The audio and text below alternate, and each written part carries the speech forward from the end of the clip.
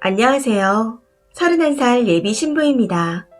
원래는 올 초에 결혼식이 잡혀 있었으나 코로나가 터져 2번 미뤄지고 11월에 시글할 예정입니다. 지금은 어쩌다 보니 6월부터 남친 집에 먼저 들어와 같이 지내고 있어요. 집을 모두 옮긴 건 아니고 간단한 옷들과 화장품 등 몇 가지만 옮겨서 지내고 있는 중입니다.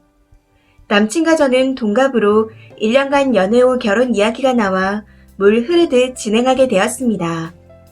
저는 중견기업 재무팀 5년차 대리로 근무 중이며 급여는 월 세후 250 정도이고 모은 돈이 5천 정도 있습니다. 그리고 아직 혼자 살던 전셋집을 빼지 않아 전세 자금이 5천 있어요. 그중 2천만 원이 저의 돈이고 나머지 3천은 엄마의 돈이며 자차는 없습니다. 저의 재정 상태는 남친이 모두 알고 있는 상태이며 이 돈은 23년도에 이사가 예정된 집에 전부 보태거나 현재 남친 집에 대출금을 갚거나 그것도 아니면 남친의 차를 바꿔주는 쪽으로 얘기 중에 있습니다. 그리고 남친은 건축 인테리어 사업을 친한형과 하고 있는데 대표는 아니고 본인의 팀을 별도로 운영하고 있습니다. 8천 정도를 모아 작년 겨울 본인 명의로 2억짜리 24평 아파트를 구매하였고 현재 시세는 2억 4천 정도입니다. 당시 남친이 입주할 때 본인이 모은 돈으로 가전 가구를 새로 구매해서 혼수는 필요 없는 상태이고 아파트 대출금이 1억 6천 정도 남아 있습니다. 자차를 소유하고 있으며 수익은 일정하지 않기 때문에 저는 남친의 수익금을 대략적인 금액도 모르고 있어요. 그런데 어제 밥을 먹다가 이미 동거 형태로 살고 있지만 11월 식을 진행하고 나면 본격적인 생활비 문제를 어떻게 했으면 좋겠냐 하고 남친이 물어서 이야기가 시작되었습니다. 여태까지 예물 예단도 간소화로 서로 간추려서 각자 했고 약 2개월 동안 같이 지내면서 남친이 집 대출금, 차 유료대, 공과금 등을 지급했거니 생각하여 장 보는 것, 먹는 것, 남친의 옷과 사소한 생필품 등 실생활에 사용되는 돈은 제가 알아서 주문하고 결제했습니다. 저는 딱히 누가 더 많이 돈을 썼냐, 집 명의가 어떻게 될 것이냐, 이런 것에는 관심이 없었기 때문에 별로 신경을 안 썼습니다. 남친이 어떻게 했으면 좋겠냐 하고 먼저 물어보기 전까지는 생각한 적도 없었고 남친의 수입이나 대출금 등에 대해 질문한 적도 없었습니다.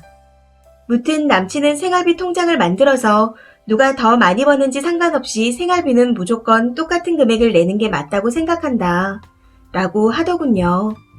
그래서 제가 그럼 생활비 통장에서는 어떤 게 지출되는 거냐 하고 물었습니다.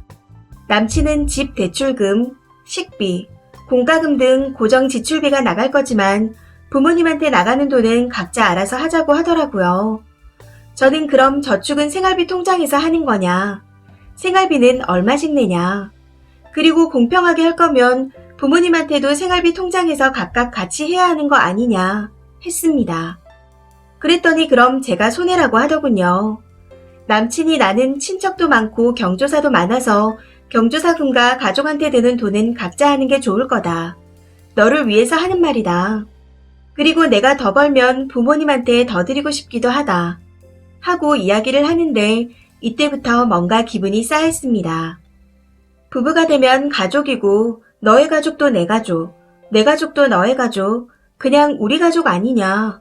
서로 그냥 우리 돈으로 우리 가족을 챙기는 거지 네가 번 돈은 네 가족, 내가 번 돈은 내 가족. 이게 맞는 건지 모르겠다. 그리고 그럼 아파트 대출금은 같이 갚으면 명의는 공동으로 돌릴 거냐?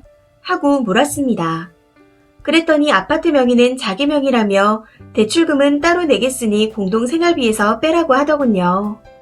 어이가 없어서 나는 네가 얼마를 버는진 잘 모르지만 어떨 땐 돈을 아예 안 벌고 어떨 땐 500이나 1000만 원 정도 벌면서 생활비를 각자 150 정도 내면 저축은 나머지 돈으로 각자 하자는 거냐 하고 물었습니다. 여태 남친이 저축 적금을 들어본 적이 없다고 했기에 물었던 말이었어요. 나는 서로의 수익금을 매번 합쳐서 각자 정해진 용돈으로 지급하고 남은 돈은 쪼개서 생활비 통장에 넣고 적금과 청약, 비상금으로 나눠서 넣는 게 미래를 위해 좋을 것 같다 하고 말했습니다. 그런데 남친은 제 말에 수익도 지출도 고정되는 일이 아니니 그럴 수 없으며 본인 팀, 어쩔 땐 일용직 노동자들의 임금도 그때그때 지급해야 해서 현금을 항상 들고 다녀야 하니 무리다. 생활비를 똑같이 내는 것이 공평하다. 더 번다고 더 내는 게 어디 있냐 하고 따지더군요. 말을 그렇게 하면 너무 계산적이지 않냐. 그럼 저축은 어떻게 할 것이며 그렇게 따지면 나는 아침, 점심, 저녁을 다 밖에서 먹고 너는 집에서 하루 세 끼를 다 먹기도 하지 않냐. 내가 장 보는 것, 음식 등 80%를 네가 먹는데 생활비를 반씩 내는 것은 공평한 거냐. 무슨 계산법이냐 하고 저도 따져 물었습니다. 실제로 저는 아침엔 회사에서 간단하게 샐러드가 지급되고 저녁은 운동 후 쉐이크를 대체하고 있어요. 그랬더니 갑자기 그럼 자기 차는 왜 타고 자기가 산 세탁기와 건조기는 왜 쓰냐입니다. 이건 또 무슨 소린지 싶었는데 그렇게 다 계산할 거면 자기 돈으로 산 세탁기는 왜 쓰고 침대에서 왜 자냐고 하더라고요. 순간 할 말을 잃어 침묵했더니 할 말 없지? 하면서 이런 여잔 줄 몰랐다며 이제 속내가 드러나네 라고 하는 겁니다. 정말 제가 이상한 건가요? 저 그때 순간 뒷목이 땡기고 머리가 띵했습니다. 그러면서 또 하는 말이 2개월 동안 본인은 평소보다 돈이 더 들었대요. 식비까지 자기가 다 냈다고요. 제가 인터넷으로 장을 보고 딱 한 번 대신 이체를 부탁한 적이 있습니다. 급여 바로 전이라 여윳돈이 없었고 전 신용카드를 사용하지 않아요. 15만원 정도였는데 물론 남친도 당시에는 흔쾌히 이체할 거 있으면 보내나 했었습니다. 그런데 그 외에 약 4-5번은 다 제가 결제했어요. 어이가 없어서 말 그대로 멍하니 있었더니 갑자기 장난으로 너 그럼 내 집에서 나가 이러는데 전 웃으면서 넘길 수가 없더군요. 이건 뭔가 싶더라고요. 여태 집안일도 그냥 잔소리를 좀 하기는 했지만 밥하고 저는 바로바로 치워야 하는 성격이면 남친은 내버려둬. 밥 먹고 지금 컨디션 좀 유지하고 싶어. 쉬고 싶어. 이런 스타일입니다. 그럼 저는 바로 치워야 벌레 안고요. 이러고 제가 밥을 했음에도 설거지까지 싹 하고 쓰레기도 비우고 했었습니다. 그런데 남친은 제가 장 봐와서 밥을 차려 같이 먹고 난 후 설거지는 자기가 해 하고 말하면 대부분이 쓰레기 버리고 올까? 설거지할까? 이럽니다. 자기가 설거지하면 저보고 쓰레기를 버리고 오라고요.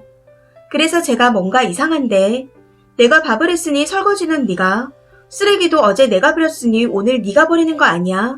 하면 아니랍니다. 지금 동시에 집안일 할 게 있는데 나눠서 해야지. 이러면서요.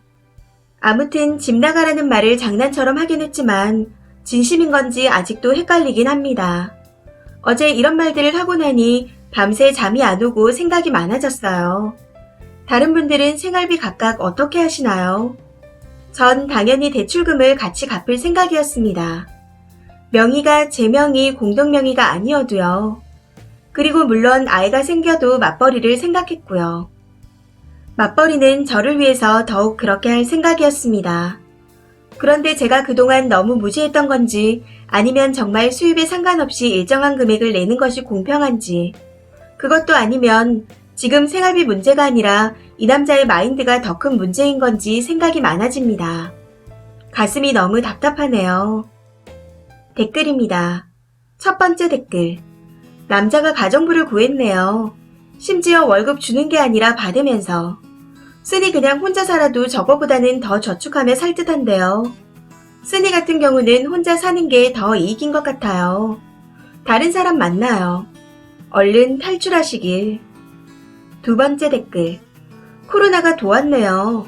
도망가세요. 반반하면 나중에 님 임신하면요.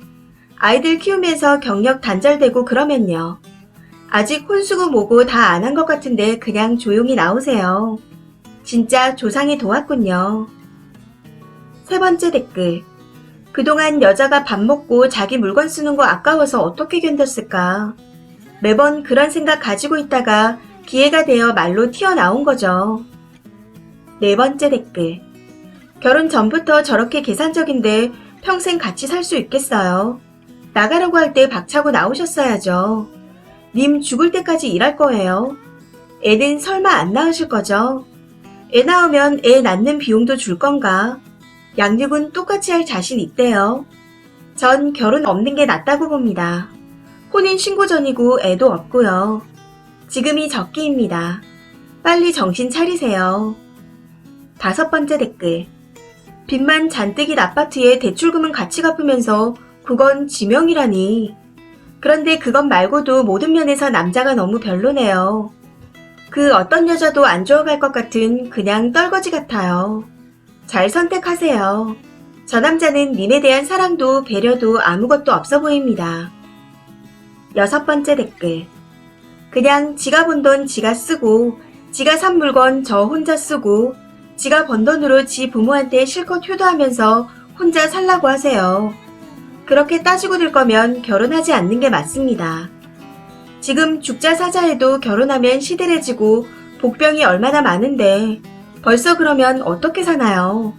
코로나가 도왔다 생각하고 그냥 떨치시는 게 좋을 듯 합니다.